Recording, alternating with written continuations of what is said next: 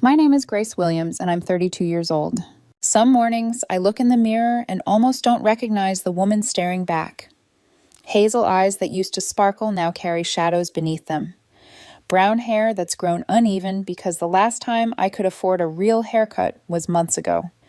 Even my smile, the one Mark once said could light up a room, feels like a stranger I only see in old photographs. This morning was no different. The sunlight was spilling through the bedroom curtains, painting golden stripes across the side of the bed where Mark should have been. That side was cold, and had been for a long time. I traced my fingers across the empty sheets, already guessing the excuse I'd hear later. Another early meeting, a last-minute business dinner, something so important he couldn't bother to tell me before leaving. I rolled out of bed, muttering to myself, "Grace, you're going to be late." My voice sounded flat, even to me. Our kitchen still smelled faintly of last night's dinner, my attempt at chicken parmesan. Mark had taken 3 bites before putting down his fork and scrolling through his phone. "It's a bit dry, don't you think?" he'd said without looking up.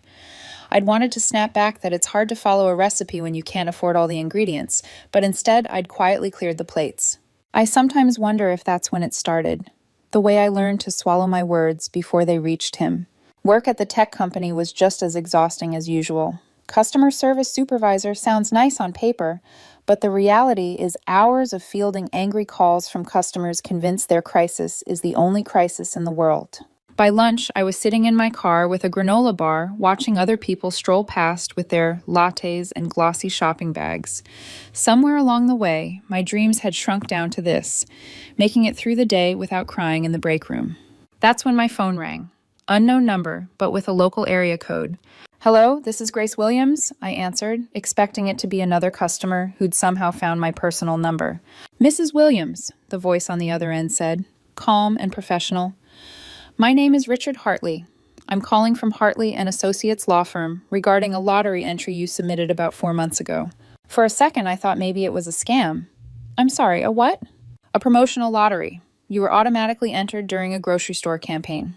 I'm pleased to inform you, Mrs. Williams, that you are the sole winner of our special jackpot." "Oh, that's nice." I tried to sound polite, already thinking it might be a few $100s. "So, how much is it?" $150 million, he said without pause. The granola bar fell right out of my hand. "I'm sorry, what?" $150 million. Before taxes, of course. We'll need to arrange a meeting to verify your identity and begin the claims process. Please understand, Mrs. Williams, this is real. Very real, and until the official announcement, it's important you keep this confidential. My hand was shaking so badly I had to switch the phone to my other ear. He walked me through verification codes, appointment times, the process. I was nodding, scribbling notes I knew I'd never need because every word was burning itself into my memory. When the call ended, I sat there for 5 minutes in stunned silence. Then the tears came. Not just happy ones, but terrified ones. It wasn't just about the money, it was about what it meant. This was freedom, a way out. My first instinct was to tell Mark. He'd been stressed about money for years, frustrated at how small our lives had become. This would fix everything. Maybe we could even be happy again. By the time I got back to my desk, I'd already made the decision. I would surprise him tonight. A real dinner, candles, wine, the wedding china. The kind of evening we used to have, back when he'd dance with me in the kitchen just because it was Tuesday. After work, I maxed out my credit card at the grocery store. Steak, fresh vegetables, his favorite dessert, a bottle of wine we could never justify buying. At home, I set the table like we were expecting royalty. Candles flickering, plates perfectly arranged, napkins folded the way I remembered from our wedding reception. As I lit the last candle, I whispered to myself, "This is it, Grace. Tonight changes everything." I didn't know then that it really would change everything, just not in the way I imagined. By 7 o'clock, everything was perfect. The smell of garlic butter and rosemary filled the house. The steak was resting just the way cooking shows always said to do it, and the wine glasses caught the candlelight in soft glints. I changed into the blue dress Mark once said made my eyes look like the ocean. I'd even put on mascara, the nice one I'd been saving for special occasions, because tonight was going to be the start of something new.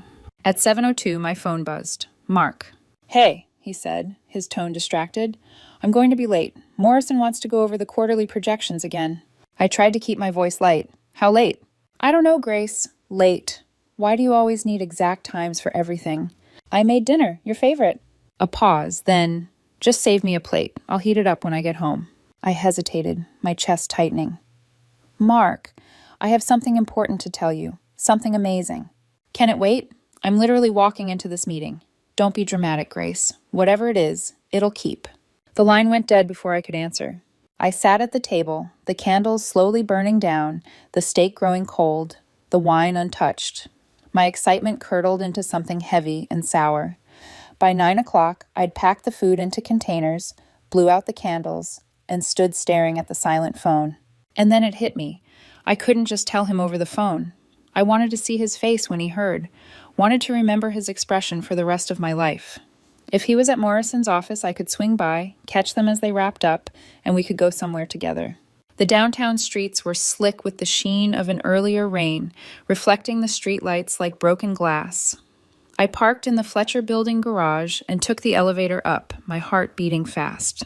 The office was dark, the reception area empty, not even the hum of a copier or the glow of a monitor. Confusion prickled at me. Maybe they'd gone somewhere to eat? He did that sometimes with clients, dinners that somehow never showed up on his credit card statements. I headed back to my car, telling myself I'd call him in a few minutes. I just wanted to be sure I was going the right way home. That's when I made the wrong turn. The street was narrow, lined with warehouses, the kind of place where even the street lamps seemed to keep their distance. I was searching for a spot to turn around when the SUV appeared. It came from the left, tearing through the red light like it wasn't even there. 60, maybe 70 miles an hour. Just enough time for me to register the driver's face, young and wide-eyed with panic. Then the world exploded. The impact slammed me sideways. Metal screamed. Glass shattered into 1,000 tiny blades that rained across my skin. The airbag punched me in the face hard enough to make me taste blood. My head snapped against the headrest, my ribs caving in with a sickening crack. Somewhere beyond the ringing in my ears, I heard voices, urgent, scattered. Call 911! Hit and run, I think she's trapped. I tried to speak, to tell them about the lottery ticket, about Mark, about how tonight was supposed to be different. My tongue felt heavy, my breath shallow. Darkness closed in, creeping from the edges of my vision like ink spilling across a page. The last thing I heard before it swallowed me was the sound of sirens and a voice saying, "Stay with us, ma'am. Help is coming." They didn't know I was already slipping away. The first thing I noticed was the beeping, steady, rhythmic, relentless. Then came the pain, not sharp, but deep, like every inch of me had been bruised from the inside out. My eyelids felt as if they were weighted with lead, but I forced them open.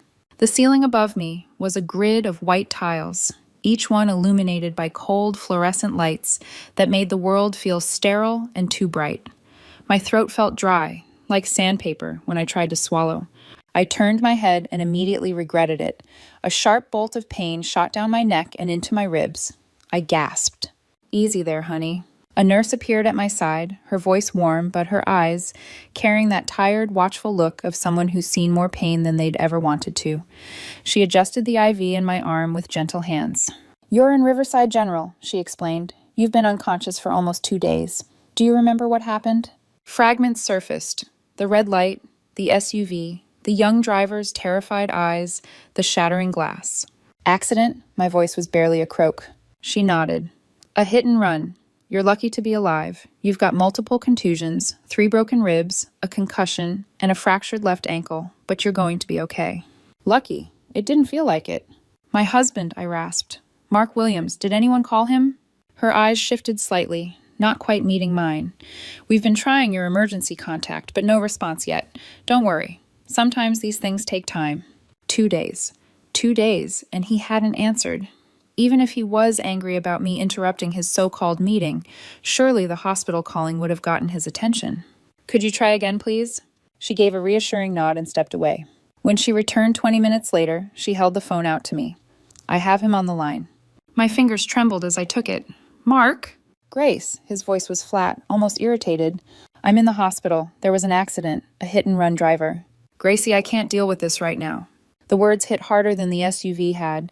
"What? Mark, I'm hurt. I've been unconscious for 2 days. And what am I supposed to do about it? I'm in the middle of something important." I felt my heart squeeze. "I need you here, please. And I I still have that news to tell you. I don't have time for this, Grace. And I certainly don't have money for medical bills because you can't even cross the street safely. Figure it out yourself. The line went dead. For a moment, I just stared at the phone, the silence in my ear almost deafening. The nurse gently took it from me, her face carefully neutral. Men sometimes react strangely to stress, she offered quietly. He'll come around. But he didn't.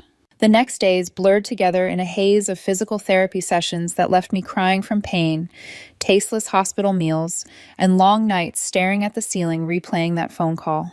The lottery ticket, my secret, sat in my recovered purse in the bedside drawer, the paper edges pressing against the envelope like a heartbeat. $150 million. Enough to change everything. And my husband hadn't even bothered to show up. I didn't know it then, but that absence would be the first thread unraveling the life I thought we had. It was day 5 when Rachel burst through my hospital room door, her dark hair still tangled from travel and her face tight with worry. "Grace, oh my God," she gasped, setting her purse down like it weighed 100 pounds. "I just got back from my work trip. I saw the news report about the accident. Why didn't Mark call me?" I stared at the blanket pooled around my lap, my fingers twisting in the fabric. "He's been busy." Rachel froze mid-step. "Busy? Grace, you've been in the hospital for almost a week. Busy isn't an excuse." "Please," I murmured, "not now." But Rachel has never been good at letting things go. She sat on the edge of my bed, reached into her bag, and pulled out her phone. "You need to see something. I'm sorry, but you do." Her voice had that careful, almost brittle quality that made my chest tighten before I even looked. She unlocked her phone and turned the screen toward me. It was an Instagram post. Mark, in a tuxedo, at Romano's, the expensive Italian place we could never afford, not even for anniversaries. His arm was around a young woman with sleek black hair and a red dress that probably cost more than my monthly mortgage. Her hand rested possessively on his chest, a diamond ring catching the light. The caption read, "Celebrating our engagement with my beautiful Sophia. Sometimes you have to clear out the old to make room for the new. #blessed, #new beginnings." The date stamp was 3 days after my accident. I stared so hard my vision blurred. "That's impossible," I whispered. "We're still married." Rachel's lips pressed into a thin line. She swiped, revealing more photos. Mark and Sophia at a jewelry store. Mark and Sophia laughing over cocktails at a rooftop bar. Mark and Sophia touring what looked like a high-rise apartment. All posted within the last week. "He's telling people you two separated months ago," Rachel said. "That you're getting divorced. That you left him." My stomach churned. "That's not true. None of it is true." "I know," she said softly. But he's putting it out there, Grace, and people believe what they see online." I leaned back against the pillows, the air in the room suddenly too heavy. "He can't be engaged. We're still legally married. That's—" I stopped myself before saying bigamy. Rachel studied my face, her eyes narrowing. "What were you about to tell him before the accident? You've mentioned it twice now." The lottery ticket flashed in my mind like a neon sign. I almost told her. Almost. But something in my gut held me back. If Mark knew about the money now, I thought, he'd reappear in a heartbeat. All apologies, all fake promises. And I wouldn't know if it was real or just greed. I needed to know the truth about him without the money clouding everything. "Nothing," I said at last. "It doesn't matter anymore." Rachel didn't believe me. I could see it in her eyes, but she let it drop. For now. When she left that evening, I stared at the darkened screen of my phone, Mark's smiling face in my mind alongside the woman in the red dress. The lottery ticket sat in the drawer beside me, silent and still, but its presence was louder than anything else in the room. I had a feeling it wouldn't stay hidden forever. 2 weeks after the accident, Nancy, my favorite day nurse, came into my room wearing an expression I couldn't quite read. "Grace," she said, almost hesitating, "and you have visitors, plural." My pulse skipped. "Visitors." She nodded. "Your husband and a woman. Says her name is Sophia." The name landed like a stone in my stomach. Rachel's photos flashed in my mind. "I don't want to see him," I said quickly. Nancy stepped closer, her voice softer. "I can send them away if you want, but sometimes facing things head-on gives us the closure we need." Closure. The word felt too final, like locking a door I wasn't ready to shut. But another part of me, the part that had been slowly hardening over the past 2 weeks, told me this was my moment to look Mark in the eye and see him for what he really was. 5 minutes, I said, and I want to be in the chair, not the bed. Nancy nodded and left. I pulled myself upright, wincing at the tug in my ribs, then shuffled over to the chair by the window. I smoothed my hair back, straightened my hospital gown. Ridiculous, maybe, caring how I looked for a man who'd abandoned me. But it wasn't for him, it was for me. The door opened. Mark walked in like he owned the place. 3 weeks since I'd last seen him, and he looked upgraded. A new haircut, a tailored suit, a watch that definitely wasn't the modest Timex I'd bought him for Christmas. Behind him came Sophia, even more beautiful in person than in Rachel's photos. Silky black hair falling over her shoulders, designer jeans, and a silk blouse that probably cost more than my entire wardrobe. Diamonds winked from her ears. "Grace," Mark said, his tone the same one you'd use for a distant acquaintance. "You're looking," he smirked, "like you were hit by a car." I held his gaze. "Yes, that tends to happen when an SUV runs you down." He chuckled, as if I'd told a mildly amusing joke. Still got that sharp tongue. He gestured toward Sophia. "This is Sophia, my fiancée." The word hit like a slap. "We're still married, Mark," I said quietly. "You can't have a fiancé when you have a wife." "Details." He waved a hand dismissively. "The papers will be filed soon. I've been busy." "Too busy to return the hospital's calls for 2 days?" His jaw tightened, but he recovered quickly. "You know how it is. Real business takes priority." "Real business? Like the Morrison meeting the night of my accident? The one that didn't happen because the office was dark?" For a fraction of a second, something flickered across his face. Surprise? Annoyance? But it vanished. "Checking up on me? That's pathetic, Grace." He smirked. "No wonder you got yourself into an accident." Before I could answer, Sophia stepped forward, her smile polite, but her eyes curious. "The apartment we looked at has the most amazing view," she said to Mark, as if I weren't even there. "The one with the marble countertops." "The penthouse?" Mark asked. She nodded. "Already put down the deposit," he told her. I turned my gaze to him. "With what money? We could barely pay our mortgage before my accident." "Things change when you remove dead weight from your life," Mark said smoothly. Sophia gave me a once-over, her voice syrupy sweet, but her eyes cold. "Mark said you'd let yourself go the last few years. Stress eating. Though I guess the accident helped with that. You look like you've lost weight." The cruelty was deliberate. I could see it in the way Mark's lips curved slightly upward, like this was entertainment for him. But then something unexpected happened. Sophia kept looking at me, not with superiority this time, but with a kind of intensity that made me uncomfortable. "You know what's really pathetic?" Mark continued, clearly enjoying himself. "You probably thought I'd come running when you got hurt, like some movie. But real life doesn't work that way. When someone's dragging you down, you cut them loose." Sophia's attention never wavered from my face, then suddenly, "Where did you grow up?" The question caught me off guard. "Willow Creek. Why?" Her eyes widened. All of the blood seemed to drain from her face. Her designer purse slipped from her hand and hit the floor with a soft thud. "Oh my God," she whispered. Mark frowned. "What's wrong with you?" But Sophia didn't answer him. She was staring at me like she'd seen a ghost. Her lips parted, and her voice came out unsteady, almost trembling. "You're the one," she began. The door burst open. Nancy stepped in, holding a clipboard. "Mrs. Williams, I'm sorry to interrupt, but I need you to sign some surgical consent forms, urgently." Mark stepped forward. "What surgery? I should be—" Nancy cut him off with a cool look. "HIPAA laws, Mr. Williams. I can only discuss medical details with the patient unless she authorizes otherwise." I met her eyes, realizing she was giving me an escape. "We'll talk soon," I told them flatly. Sophia hesitated, still staring at me, but Mark gripped her arm. "Come on, we're leaving." As he pulled her toward the door, she twisted back one last time, her face a mix of recognition and something that looked unsettlingly like guilt. When they were gone, I exhaled a shaky breath. Sophia had been about to tell me something that scared her, and now I couldn't stop wondering what it was. 3 days passed before I saw Sophia again. It was a gray afternoon, the kind where the sky presses low, making the hospital windows look like faded mirrors. I was in the physical therapy room, gritting my teeth through leg exercises when Nancy appeared in the doorway. "That young woman is back," she said carefully. "The one who was here with your husband. She says it's important." My first instinct was to refuse. Whatever Sophia wanted, it couldn't possibly matter enough to risk another round of her carefully polished cruelty.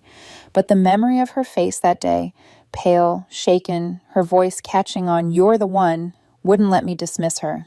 "Send her to my room," I said finally. "I'll be there in 10 minutes. When I returned, Sophia was sitting in the visitor's chair by the window, and she was different. Gone was the glossy, perfectly put-together woman in diamonds and silk. Her hair was pulled back into a plain ponytail, her makeup minimal. She wore jeans and a soft gray sweater, and the only jewelry I saw were small, silver studs in her ears. Without the armor of luxury, she looked younger, softer. "Thank you for seeing me," she said quietly. I eased into my chair opposite hers, keeping my tone cool. "Why are you here, Sophia?" She twisted her hands in her lap, not the gesture of someone rehearsing a performance, but of someone steeling themselves to speak. "Because I need to tell you something about that day you asked about Willow Creek." She hesitated, searching my face. "But first, did you ever volunteer at the women's shelter there about 10 years ago?" The question made my breath hitch. "Yes, for almost 2 years after college, every weekend, until—" My voice faltered, the memory sharp. "Until Mark convinced me it was too dangerous, too much time away from him." Sophia's eyes filled with tears. "I knew it," she whispered. "The moment I really looked at you, I knew, but I couldn't believe it. I studied her, trying to place her in those years." "Should I?" I asked softly. "February, 10 years ago. The worst snowstorm the city had seen in decades," she said, her voice barely above a whisper. "I was 17. I'd been on the streets for 3 months after running away from my uncle's house.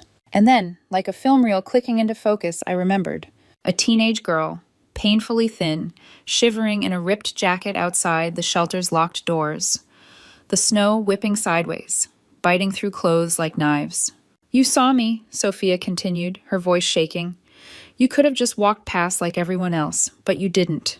You took me to your car, gave me the lunch you'd packed for yourself. Then you drove me to Target and bought me a winter coat, gloves, boots, everything, out of your own pocket." The scene was so clear in my mind now that I could smell the cheap hot chocolate I'd handed her in a paper cup. "You got me a hotel room for a week," she said, tears spilling freely now.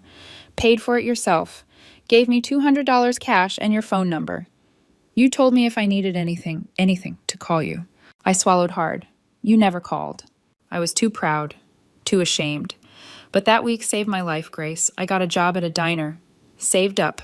Got my GED. Community college. She gave a hollow laugh. "I even started a blog about second chances. You were the inspiration. I never named you, but I never forgot." The gratitude in her voice felt like a weight I didn't know how to carry. "And now," I said slowly, "you're engaged to my husband." Her face crumpled. "I didn't know," she said fiercely. "I swear to God, I didn't know. Mark told me his ex-wife was named Emma, that she'd left him, that she was cold and cruel, that she'd taken his money and vanished." I let out a bitter laugh. Emma was his mother's name, and he hated her. "When I saw you lying there in that hospital bed, when I realized who you were, God, Grace, I wanted to sink into the floor.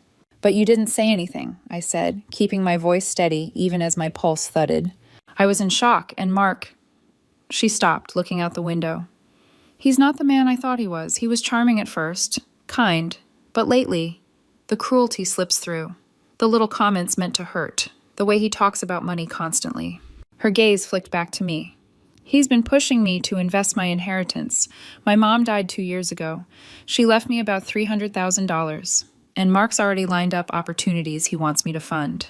"Let me guess," I said. "Can't miss investments that need cash immediately?" She blinked. "You know about those?" I gave her a humorless smile. "Funded more than I can count. That's why I was working extra shifts, to pay off the debts from his last 3 brilliant ideas."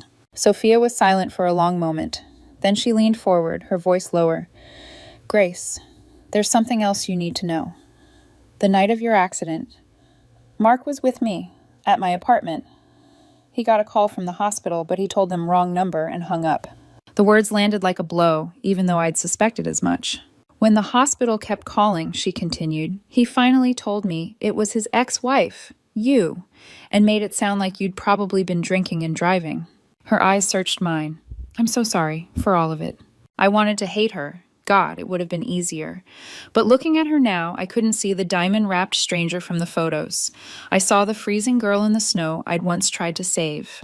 And I knew this wasn't the end of what she had to tell me. Sophia sat back, took a long breath, and seemed to gather herself.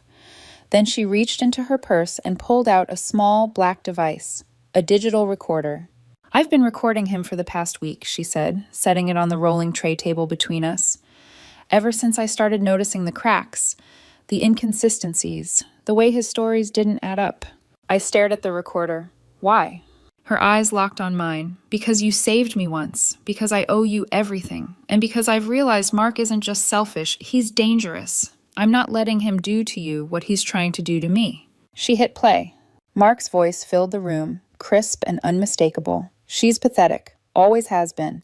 Best thing about the accident is now I can say she abandoned me. Lawyer friends already agreed to backdate the paperwork. Once that's in place, I take the house, the rest of the assets, what little there is, and walk away clean." My fingers tightened around the arms of my chair. Sophia pressed pause. "He thinks you won't fight him because you can't afford a lawyer." My mind immediately went to the lottery ticket, still hidden in my bedside drawer.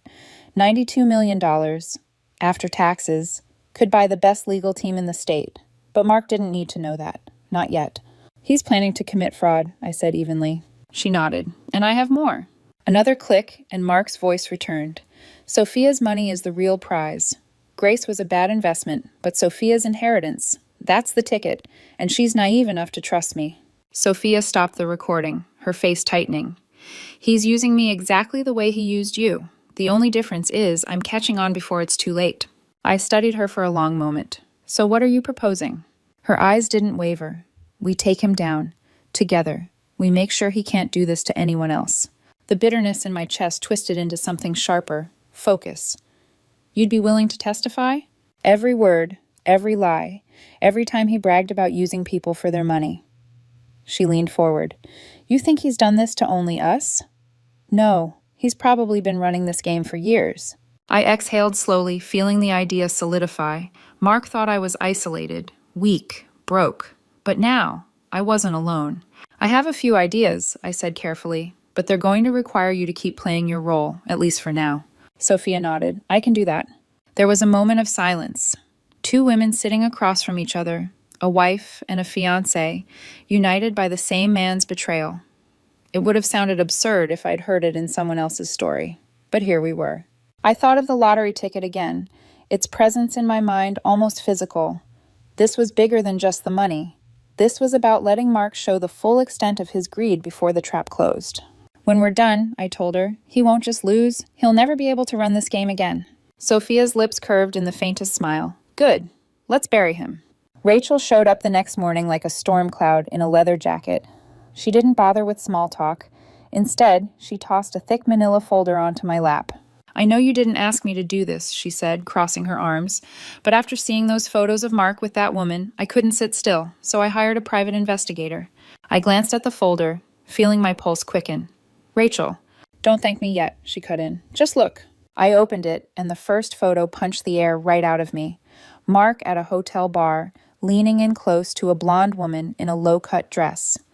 The date stamp was from a year ago, an anniversary weekend he'd claimed he had to cancel because of a last-minute conference. Rachel began pulling out more. Mark at a ski lodge with a brunette in a puffer jacket. Mark at an upscale restaurant holding hands with a redhead. Mark at a beach resort, shirtless, grinning, sunglasses reflecting an ocean I'd never seen. 2 years' worth of affairs, Rachel said flatly.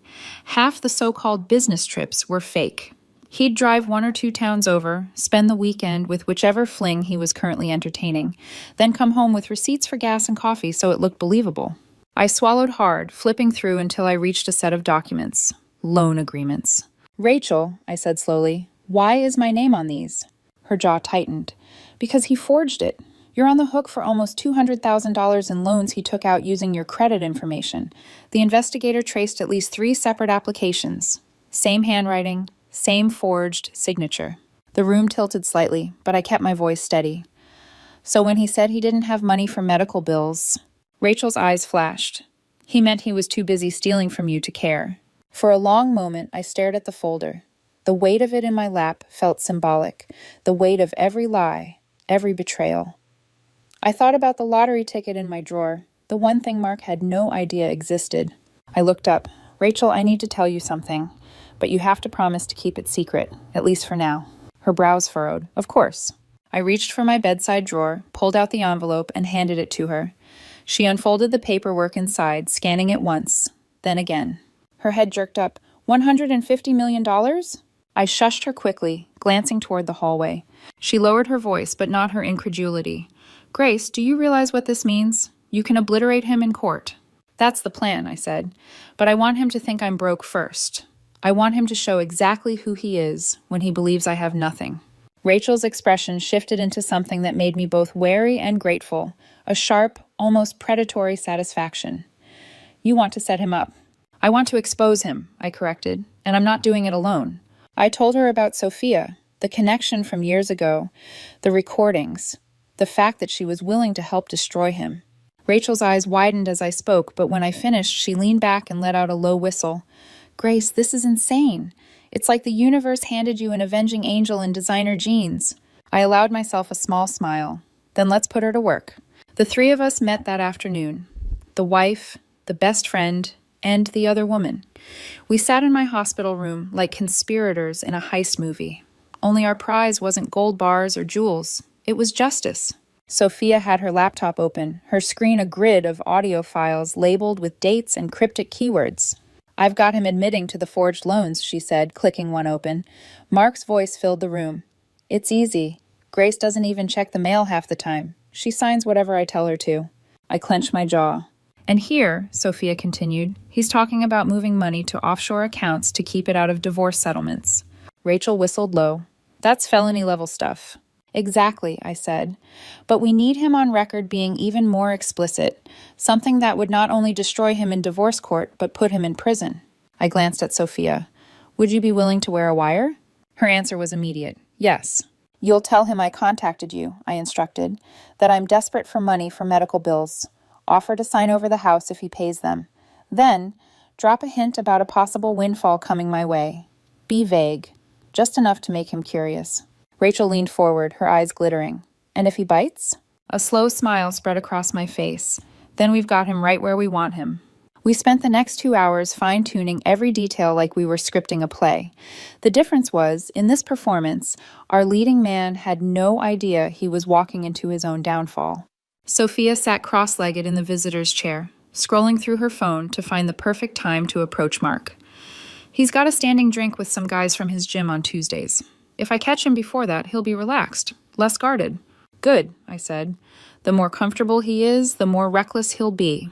Rachel leaned over the tray table with a legal pad, jotting bullet points. Start with sympathy. Tell him you saw me here, and I looked awful. Say I'm scared about paying hospital bills, then ease into offering him the house in exchange for covering them. And the windfall hint? Sophia asked, glancing at me. Make it sound like you overheard it, I said. Something about me getting a payout or inheritance. Don't say how much. Don't even hint that it's huge. Just enough to make him smell money. Sophia's lips curved into a humorless smile. If there's one thing I know about Mark, it's that he'll circle like a shark the second he thinks there's blood in the water. Rachel clicked a pen shut. And you'll be wearing this. She reached into her tote bag and pulled out a small recording device with a discreet clip mic. The PI gave me this. Quality's good enough for courtroom playback. Sophia turned it over in her hands, testing the clip against the edge of her blouse. What about after I get him talking? You want me to push? Just enough to make him show intent, I said. Get him to say he'd slow down the divorce, that he'd help me manage the windfall. In other words, get his name near the money. Rachel grinned. And if he goes full greedy monster, even better. Sophia looked between us, her face more serious than I'd seen it. You realize, once I do this, there's no way I can keep up the act with him much longer. He'll know something's wrong. That's fine, I said. We won't need him to. Once you've got the recording, the clock starts ticking. We ran through it again, rehearsing the beats like a scene. Sophia would open with concern, shift to opportunity, then drop the bait. Every line was calculated to feel casual, unplanned, but each word carried weight. By the time she left to prepare, there was a quiet in the room that wasn't exactly calm. Rachel sat back, arms folded, studying me. You know, she said slowly, I've never seen you like this. Like what? Her eyes narrowed slightly, but in approval. Sharp. Dangerous. Like you're the one steering the ship now. I smiled faintly. That's because I am. That night, the hospital felt different. The corridor lights seemed dimmer, the footsteps of the nurses more muffled, like the building itself was holding its breath. I lay in bed, staring at the ceiling, picturing Mark's face when he realized the game had flipped on him. At 9:47 p.m., my phone buzzed. A text from Sophia. He bought it completely. I've got him talking about the loans and the abandonment story. And the windfall hint? He's already curious. Says maybe we should give Grace another chance. My fingers tightened around the phone. 2 hours later, another text. Call me. When I did, she answered in a whisper. Grace, you need to hear this. The recording crackled for a moment, then Mark's voice came through. Smooth, smug, and dripping with condescension. If she's got money coming, maybe I should slow down the divorce. String her along a bit. She's always been clueless about finances. Probably doesn't even know she has to declare assets during proceedings. I could get her to put whatever it is in a joint account, then clean it out. She'd never see it coming. Did you get all of that? Sophia asked. Every word. She hesitated. There's more. He wants to visit you tomorrow. Play the concerned husband. I smiled. Slow, deliberate, sharp enough to cut glass. Tell him visiting hours are from 2 to 4. I'll be ready. The next morning, I made my second most important phone call of the week. The first would come later, but this one was to Richard Hartley, the lottery lawyer. Mr. Hartley, it's Grace Williams, I said, keeping my voice even. I'm ready to claim my prize, but I need to do it quietly for now. No media, no announcement. Absolutely, he assured me. We can keep it confidential until you're ready. When would you like to meet? Tomorrow morning, if possible. I'm still in the hospital, but my friend can bring the documentation. I can come to you, Mrs. Williams, 10 a.m.? Perfect. When I hung up, Rachel was leaning against the doorframe with a coffee. So tomorrow morning, you'll be a multimillionaire, she said. And tomorrow afternoon, you'll be a widow in everything but name.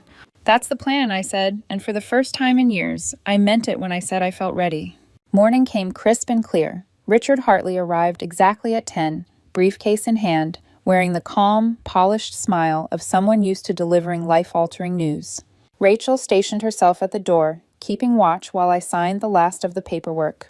Congratulations, Mrs. Williams, Hartley said as he closed the folder. After taxes, you're looking at approximately $92 million. The funds will be in your account by the end of the business day. The number felt almost unreal, a weightless kind of power. Make sure it's secured so my husband can't touch a cent. Already arranged, he assured me. When he left, Rachel helped me out of my hospital gown and into actual clothes, a soft sweater, dark pants. I wanted to look like myself, not a patient. I wanted Mark to walk in and think I was stronger than the last time he saw me. At exactly 2 o'clock, Mark appeared in the doorway, holding a bouquet of carnations, the grocery store kind, cheap and bright. The same carnations I'd told him I was allergic to. Grace, he said warmly, as if the last 3 weeks had been nothing more than a misunderstanding. You look so much better. I've been so worried. Have you? I kept my tone neutral, almost bored. Strange way of showing it. He stepped closer, setting the flowers on the table. I know I've been distant.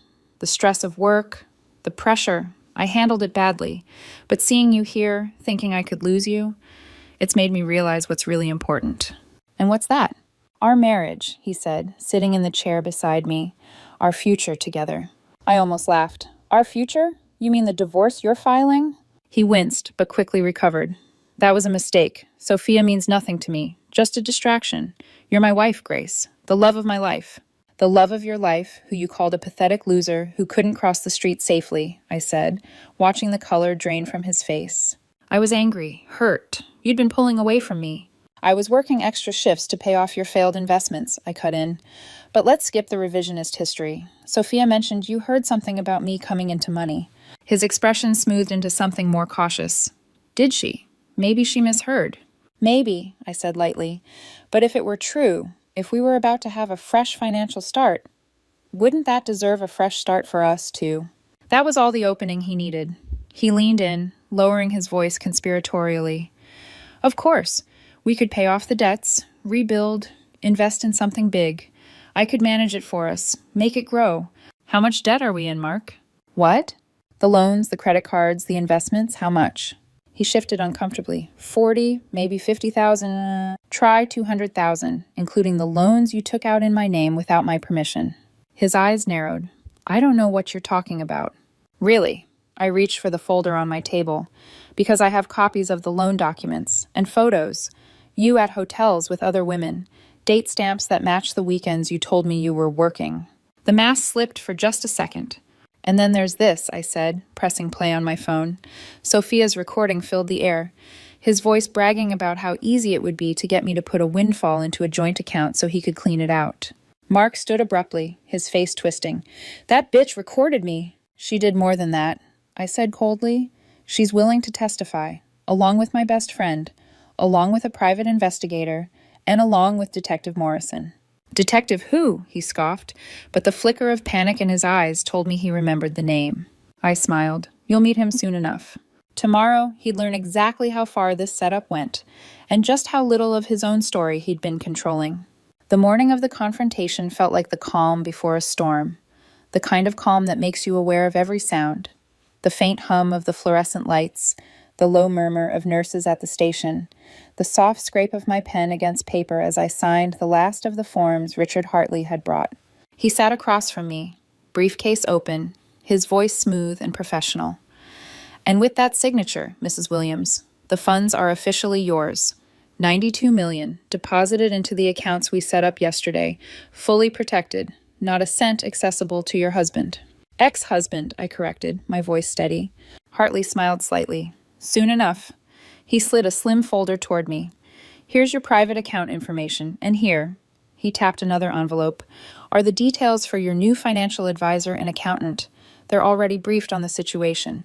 Discretion is part of their job description. I ran my fingers over the envelope, feeling the weight of it. It wasn't just money. It was leverage, security, freedom. Rachel, leaning against the windowsill with her coffee, broke the silence. So, you're officially a multimillionaire. Now all that's left is to enjoy the moment where Mark realizes he's not part of it. The corners of my mouth twitched upward. Oh, I'm going to enjoy it. Hartley stood, closing his briefcase. I'll leave you to prepare. Good luck this afternoon, Mrs. Williams. When he was gone, Rachel moved closer. You ready for this? More than ready. By 1:30, I'd traded the hospital gown for dark slacks and a soft navy sweater. I didn't want to look fragile. I wanted to look like someone Mark couldn't control anymore. My hair was brushed, my posture straight, my face calm, though underneath my pulse thudded with a mix of anticipation and something dangerously close to satisfaction. Rachel adjusted the small recording device tucked into the folds of my sweater. Just in case, she said. It's not like we need more evidence, but hey, overkill never hurt. At exactly 2 o'clock, Mark walked in. Same cheap carnations, same practiced look of concern. Grace, he said warmly, taking a seat beside my bed. You really do look better. I've been so worried. Strange way of showing it, I replied evenly. He launched into his script. The stress of work, the mistakes he'd made, the epiphany he'd supposedly had about what really mattered. I love you, Grace, he finished, reaching for my hand. I want us to start over. Start over? I tilted my head. Like you started over with Sophia. He flinched, but covered it with a soft laugh. Sophia. She was a mistake, a distraction. You're my wife, the love of my life. The love of your life, who you called pathetic, who you mocked to your fiancé, who you planned to bankrupt. His jaw tightened. Sophia's been filling your head with lies. I held up a hand and pressed play on my phone. His voice filled the room, courtesy of Sophia's recording. String her along, get her to put it in a joint account, then clean it out. She'd never see it coming. He froze. You know what's funny, Mark? I said. You were right about one thing. I never saw it coming, but not in the way you think. I leaned forward slightly, my voice low but sharp. I won the lottery, Mark. $150 million. The night of my accident, I was coming to tell you. I was going to split it with you, even in divorce, half. But you couldn't even pretend to care when I needed you. And now, you'll get nothing. His face went slack, the color draining. You're lying. Ask my lawyer, I said, gesturing toward the door. He's the one who just secured the funds. Mark's eyes darted toward the doorway, and that's when Detective Morrison stepped in.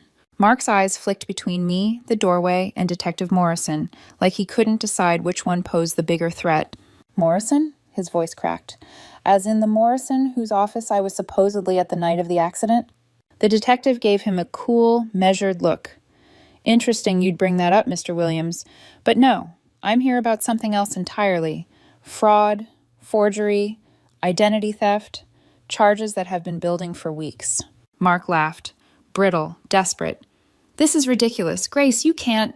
I cut him off. No, Mark, you can't. You can't keep forging my name. You can't keep taking out loans in my credit.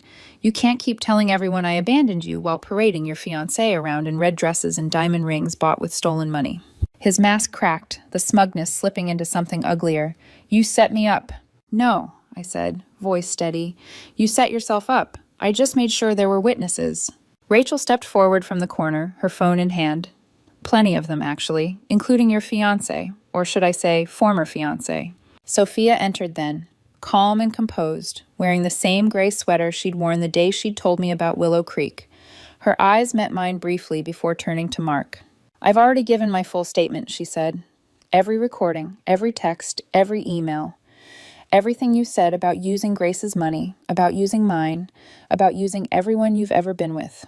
You think anyone will believe? I don't need them to believe, Sophia interrupted. I have proof. Detective Morrison stepped forward, producing a folded sheet of paper. Mark Williams, you are under arrest for fraud, forgery, and identity theft. You have the right to remain silent. Mark twisted toward me, eyes blazing. 8 years, Grace. 8 years together, and this is what you do to me? No, I said quietly. 8 years I paid for your schemes. 8 years I let you chip away at me until I didn't recognize myself. 8 years of thinking I wasn't enough. This? I gestured around the room. This is me finally remembering that I am. The detective cuffed him. He struggled for one last shot. Sophia won't testify. She loves me. Sophia's laugh was sharp, humorless. Mark, you wouldn't know what love is if it sat in your lap with a diamond ring.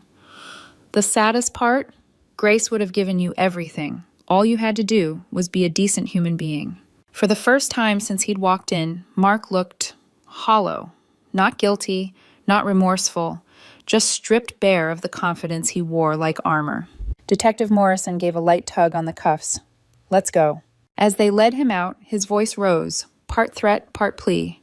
Grace, you'll regret this. The door shut behind him, cutting him off mid-sentence. For a moment, the room was silent, except for the faint hum of the heater. Then Rachel let out a slow exhale. Well, that was satisfying. Sophia glanced at me. So, what now? I looked between them, the weight in my chest finally lifting. Now I heal. I pay off the debts he put in my name. I hire the best divorce lawyer in the state, and I start over. Sophia's lips twitched into a faint smile. And the money? I thought of the women's shelter in Willow Creek, of the freezing girl in the snow, and the stranger who'd once handed her a cup of hot chocolate and a way out. First, I'm going to fully fund that shelter, expand it, maybe even start a foundation. Call it Second Chances. Sophia's eyes softened. You're still the same person you were that night.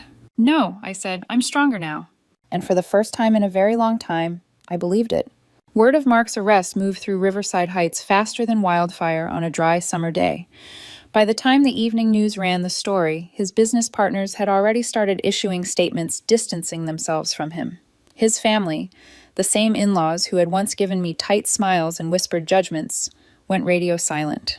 But in my hospital room, there was no champagne, no gloating celebration, just me, Rachel, and Sophia, sitting together like the most unlikely trio in the world. Sophia leaned back in her chair, a paper cup of hospital coffee in her hands. You know, she said, if someone had told me a month ago that I'd be plotting with my fiancé's wife to send him to prison, I would have laughed in their face. Rachel smirked. If someone had told me I'd willingly let the other woman in on a takedown plan, I would have slapped them. I smiled faintly. And yet, here we are. We sat in companionable silence for a moment, each of us processing what had happened in our own way. For me, it was a strange mix. Relief, exhaustion, and a cautious kind of hope. Sophia set her coffee down. So, when you said you were going to fund the Willow Creek shelter, were you serious? Dead serious, I said. I want it to be more than just a bed for the night. I want a program for women who are starting over. Job training, legal aid, financial education. Call it the Second Chances Foundation. Sophia's eyes shone. Grace, that's exactly what you gave me 10 years ago. Rachel raised an eyebrow. And it's what you're giving yourself now. I let that sink in. She was right. This wasn't just about revenge or even justice. It was about reclaiming my own life, a life I'd let Mark steer for far too long. Sophia glanced at the door, then back at me. You know, you don't owe me anything. But if you ever need help running the foundation, I'd like to be involved. I know what it's like to be on both sides of it, the one who needs saving and the one who can give it. I reached over and squeezed her hand. You're not the other woman, Sophia. You were a victim too, and maybe now, you're a friend. Her lips trembled into a smile. I'll take that. Rachel, never one for sentimentality, clapped her hands together. All right, before we all start crying, I think it's time we talk about your next moves. Divorce lawyer, financial advisor, maybe a trip somewhere warm where you can drink something with an umbrella in it. For the first time in years, the idea of the future didn't feel like a heavy weight. It felt open, expansive. I thought of the ocean view house I'd always dreamed of, the travel plans I'd once scribbled in a notebook, the degree I never finished because Mark's business always came first. Now, every single one of those things was possible. Yeah, I said, smiling. It's time to start living again. By the next morning, the hospital felt different. It wasn't the smell of antiseptic or the faint squeak of nurses' shoes on linoleum. Those were the same. It was me. Something inside me had shifted. Nancy came in with her usual warm smile. Heard you had quite the day yesterday. You could say that, I replied. That handsome husband of yours isn't coming back to visit? She teased lightly. I smiled, a small, private smile. Ex-husband. And no, he's got a new address for the next 5 to 10 years. Nancy chuckled. Good riddance to bad rubbish. She paused, then tilted her head. You know, Grace, the first day you came in, when he wouldn't show, when you said those awful things he'd told you, I didn't think you were pathetic. I thought you were the strongest woman I'd ever seen. The words caught me off guard. I didn't feel strong. Power isn't about feeling strong all the time, she said gently. It's about standing up even when you're on your knees. You did that yesterday. And you didn't do it alone. That's not weakness, Grace. That's wisdom. After she left, I picked up my phone and scrolled through my contacts until I found the number I wanted. It rang 3 times before my mother answered. Grace, we just got back from the cruise. How are you, sweetheart? Mom, I said, sinking back into the chair. I have so much to tell you. But first, sit down. I told her everything. The accident, Mark's betrayal, the lottery, his arrest. She gasped. She cursed under her breath. She laughed in disbelief. When I finished, she was crying. My brave girl, she said. Do you need us to come? Not yet. Let me get out of the hospital first. But Mom, I'm going to be okay. For the first time in years, I'm really going to be okay. You're more than okay, she said. You're free. That word echoed in my head long after we hung up. Free. Free from the constant second-guessing. Free from the weight of his debts and his lies. Free from being defined by someone else's version of me. Tomorrow, the media would run the story of the lottery winner who exposed her cheating husband's crimes. My phone would blow up with calls and texts from people I hadn't heard from in years. There would be attention I never asked for and more decisions to make than I could imagine. But tonight I was just Grace. Not Mark's wife, not a victim, not even a lottery winner. Just Grace, a woman with her own story, her own choices, and a horizon wide open in front of her. And for the first time in a long time, that was enough.